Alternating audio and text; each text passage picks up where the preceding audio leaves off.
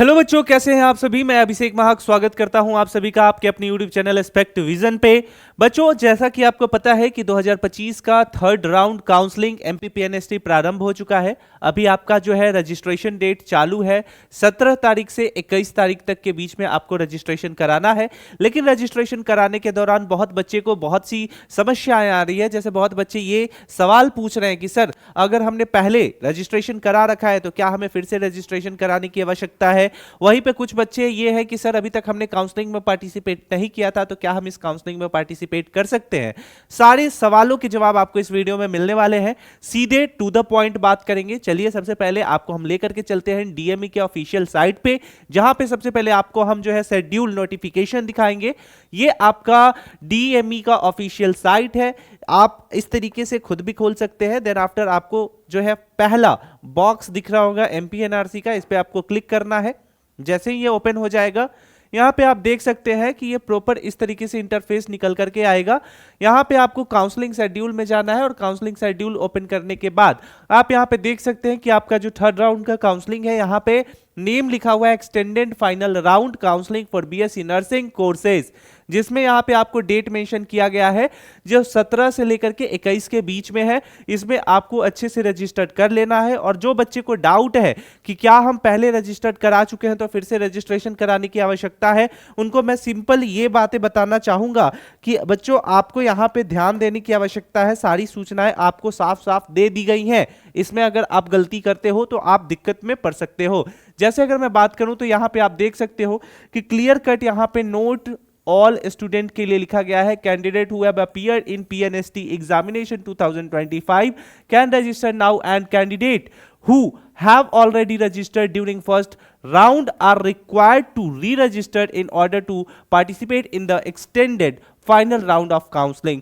यानी कि 2025 PNST exam में हमारे जो बच्चे पार्टिसिपेट कर चुके हैं वो सभी इस राउंड में पार्टिसिपेट कर सकते हैं काउंसलिंग की प्रक्रिया में। और साथ साथ जो राउंड 1 में पार्टिसिपेट किए थे वो री रजिस्ट्रेशन के लिए इस प्रोसेस में पार्टिसिपेट कर सकते हैं। यहां आपका जो लास्ट डेट है बच्चों, ये 17 से लेकर के 21 है। कितना है? 17 से लेकर के 21 है। और 21 तारीख को मध्य रात्रि 11:59 पे ये आपका लास्ट डेट है, खत्म हो जाएगा। इसके बाद आप रजिस्ट्रेशन नहीं करा सकते। फिर अगर आप ये उम्मीद कर रहे हो कि चलो ठीक है, फिर अगला राउंड आएगा, तो ये उम्मीद मत करना कि क्योंकि बहुत लंबे इंतजार के बाद ये तीसरा राउंड आया है। इसमें आपको आगे की भी बहुत सारी प्रक्रियाएं हैं जिसमें आपको प्रॉपर रजिस्ट्रेशन जो है वो आपको एडिट करने का अवसर इसी समय में दिया गया है। आफ्टर ऑल आपका जो रिमेनिंग वैकेंसी है उसको शो कर दिया जाएगा। लेकिन सवाल यहाँ पे ये उठ करके आता है कि बच्चे जो है वो रजिस्टर्ड कैसे करेंगे, क्योंकि रजिस्टर करने में उनको बहुत सी समस्याएं आ रही है। तो उनके लिए मैं सिंपल सी बातें बता दूं सबसे पहले कि आपके सामने इस तरीके से एक इंटरफेस खुलेगा। इस इंटरफेस में आपको क्रिएट प्रोफाइल का ऑप्शन आएगा। क्रिएट प्रोफाइल उन बच्चों के लिए जिन्होंने अभी तक रजिस्ट्रेशन नहीं करा रखा है, उनको सिंपल से शब्दों में बताऊं तो क्रिएट प्रोफाइल पे टैप कर देना है। जैसे ही आप टैप करोगे, यहां पे आपके सामने ईएसबी एप्लीकेशन नंबर और सिक्योरिटी की, ये दो आपको यहाँ पे जो है अच्छे से फील करना होगा। सवाल यहाँ पे ये आता है कि कहाँ से मिलेगा, तो आपने एग्जाम दिया था तो एग्जाम में आपके पास जो डॉक्यूमेंट होंगे और रिजल्ट होगा, वहाँ पे ये सारे ये इंफॉर्मेशन जो है ये मेंशन रहते हैं। वहाँ से आपको यहाँ पे अच्छे से फिलअप करना है। आफ्टर ऑल इंटर सिक्योरिटी की भी जो है आपके फोटो के ऊपर में मेंशन होता है, वहाँ से इसको जो है भर के कैप्चा डाल के और क्रिएट प्रोफाइल कर देना है। जैसे ही आप क्रिएट प्रोफाइल करोगे, साथ में यहाँ पे इंपॉर्टेंट नोट देख लो कि इंटर द 9 डिजिट सिक्योरिटी की provided above the candidate photo in the result. यानी कि आपके रिजल्ट में जो फोटो है उसके ऊपर में जो आपका सिक्योरिटी की है वो प्रोवाइड किया हुआ है। एसआर नंबर के वहां पे लिखा होगा एसआर नंबर, उसी को सिक्योरिटी की कहते हैं। जैसे ही आप ये रजिस्टर्ड कर लोगे, देन आफ्टर आपके पास एक अदर ऑप्शन आएगा। ऑप्शन क्या आएगा, तो यहां पे ये समझिए, सबसे पहले आपको यहां पे अब आगे आएगा रजिस्ट्रेशन करने की प्रक्रिया। मैं अच्छे से फिर से दिखा देता हूं। डीएमई पे जाओगे आप। डीएमई पे जाने के बाद आप जो है नेक्स्ट इसमें ऊपर जाओगे, सीधे इस एमपीएनआरसी में जाइएगा। अब आपका जो है कैंडिडेट कॉर्नर में जाना है, यहाँ पे एप्लीकेशन नंबर डालना है, पासवर्ड जो अभी आप डाल के क्रिएट करोगे वो डालना है और इसको सबमिट कर देना है। लेकिन फिर भी अगर आपके पास डाउट ये आए कि सर किस तरीके से जो है हम रजिस्ट्रेशन वगैरह करेंगे, तो उसके लिए हम प्रॉपर प्रक्रिया आपके सामने बता देते हैं। उन सभी प्रक्रियाओं को आपको फॉलो करना है और डिट्टो सेम टू सेम सही तरीके से आपको फॉलो करना है, क्योंकि इसमें बहुत सी गलतियां होती हैं और अगर एक बार गलती हो गई बच्चों तो काउंसलिंग की प्रक्रियाओं में आपके सामने बहुत सी समस्याओं का आपको सामना करना पड़ जाएगा। यहां पे सिंपल सी अगर मैं बताऊं तो अभी तक आपको मैंने ये इंटरफेस दिखा दिया था। इस इंटरफेस में कैसे क्लिक करना है एमपीएनआरसी पे सबसे पहले ये भी बता दिया। आफ्टर ऑल उसके बाद आप जैसे ही इसको सेकंड ऑप्शन में जाते हो तो जो बच्चों ने क्रिएट प्रोफाइल नहीं किया था उसे क्रिएट प्रोफाइल करना बता दिया। सबसे पहले क्रिएट प्रोफाइल पे क्लिक करना है। आफ्टर ऑल जो भी इंफॉर्मेशन आपसे मांगता है, फॉर एग्जांपल के तौर पे ईएसबी एप्लीकेशन और सिक्योरिटी की, वो डाल के क्रिएट कर देना है। जो अब सवाल यहां पे ये आता है कि जो बच्चे हमारे ऑलरेडी क्रिएटेड कर चुके हैं, ठीक है, जो क्रिएट कर चुके हैं सारी इंफॉर्मेशन को, उनको क्या करना है, तो उसको सिंपल से शब्दों में बताऊं, ठीक है, तो उनको सिंपल से शब्दों में यहां पे देखो कि जैसे ही आप क्रिएट कर देते हो अब बारी आता है लॉगिन करने का, और आप जैसे ही लॉगिन करते हो आपके सामने इस तरीके का इंटरफेस दिख करके आएगा। यहां पे आपको सारा इंफॉर्मेशन जो है अच्छे से दिख जाएगा कि आपका क्या नाम है, ईएसबी एप्लीकेशन नंबर क्या है, ईएसबी रोल नंबर क्या है, डेट ऑफ बर्थ क्या है, इस तरीके से सारी चीजें आपको देख लेनी है। उसके बाद यहां पे देखो साफ साफ लिखा हुआ है कि candidate should register valid active email ID and mobile number for the further correspondent. आपको यहां पे जो भी इंफॉर्मेशन दोगे, जो भी आईडी दोगे, वो आपके पास एक्टिव होना चाहिए, क्योंकि ओटीपी वेरिफिकेशन की जो यहां प्रक्रिया है वो भी होती है। अगर आप दे देते हो ऐसा कोई नंबर जो चार्ज नहीं है, रिचार्ज नहीं है, तो उसमें आपको बहुत से प्रॉब्लम का सामना करना पड़ सकता है। तो इन सारी चीजों के बाद यहां पे जैसे आप देख सकते हो mobile number, email ID, alternative mobile number, confirm email ID, ये सारी चीजें आपको यहां पे जो है फिलअप करनी है। उसके बाद फोटो आईडी प्रूफ, ये सारी चीजें जब कर दोगे तो आपको लगेगा कि हाँ अगर ये सच है तो मतलब आपके द्वारा दिया गया इंफॉर्मेशन सही है, सत्य है, तो प्रोसीड कर देना है। प्रोसीड करने के बाद आपके सामने जो है एक और नया इंटरफेस निकल कर आएगा। Step number 4, inter OTP received on your mobile number.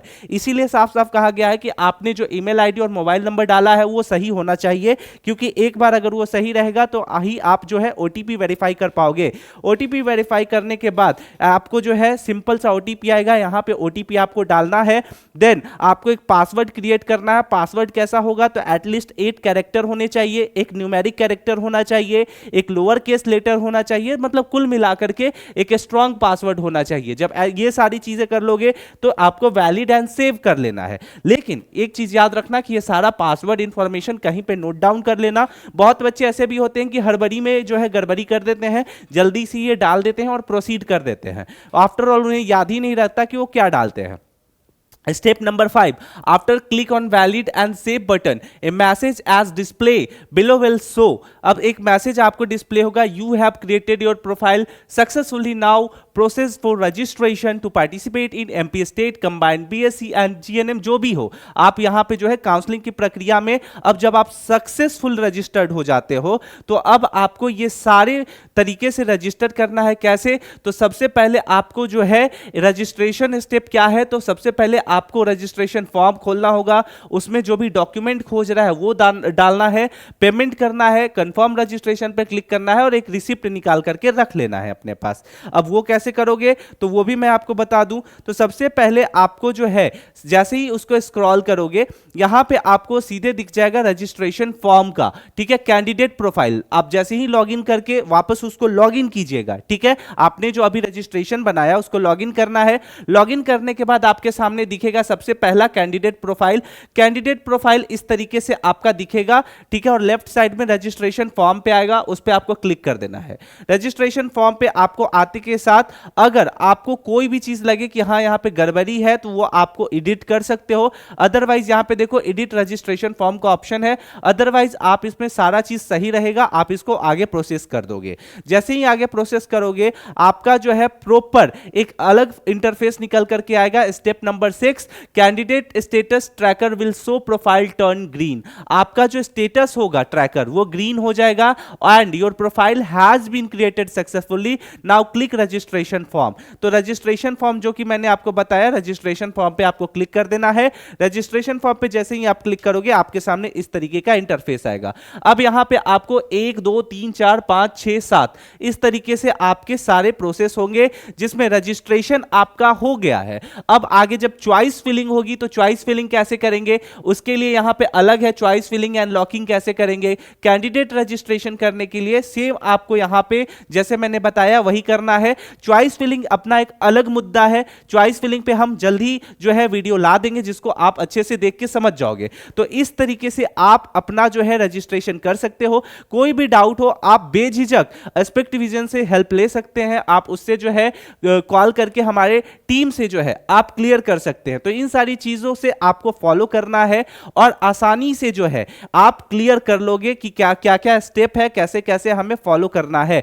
मैं फिर से आपको बार बार बता देता हूं कि कैसे आपको निकालना है। एक साफ और क्लियर पेज पे हम निकालते हैं। सबसे पहले गूगल में जाना है, डीएमई में क्लियर करेंगे, डीएमई का ओपन करेंगे ऐसे प्रोफाइल। जैसे ही डीएमई ओपन हो जाएगा आफ्टर ऑल आपको जो है एक नया इंटरफेस देखने को मिलेगा। ठीक है, मैं आपको दिखा देता हूं, ऐसा इंटरफेस खुलेगा। सबसे पहले एमपीएनआरसी पे जाना, बीएससी नर्सिंग वाले बच्चे जाएंगे। यहां पे रूल बुक देखो, रूल बुक पे क्लियर करना है। जैसे ही रूल बुक खुलेगा सेकंड पॉइंट पे user manual for profile creation and registration, इसको खोलो और हर एक बच्चा ध्यानपूर्वक पढ़ेगा ताकि उसकी जो गलती करने की चांसेस है वो रिड्यूस हो जाए। तो बच्चों इस तरीके से आप आसानी से अपना रजिस्ट्रेशन करा सकते हैं। आपको इधर उधर भटकने की जरूरत नहीं है, साइबर कैफे में माथा मारने की जरूरत नहीं है। और अगर ये वीडियो आप सभी को अच्छा लगा तो आप सभी से रिक्वेस्टेड है कि ये आपका एमपीपीएनएसटी का व्हाट्सएप ग्रुप है, लिंक डिस्क्रिप्शन में है, जहां से आप आसानी से ज्वाइन कर सकते हैं। यहां पे बहुत से इंफॉर्मेशन आपको आसानी से सही समय पे मिलते हैं। आई होप कि आप सभी का काउंसलिंग की प्रक्रिया सही से चल रही होगी। जो बच्चों ने रजिस्ट्रेशन नहीं करवाया जल्दी से करवा लीजिए। 21 तारीख रात के 12 बजे आपका लास्ट डेट है। मिलते हैं अगले वीडियो में, तब तक के लिए स्टे सेफ, टेक केयर, जय हिंद।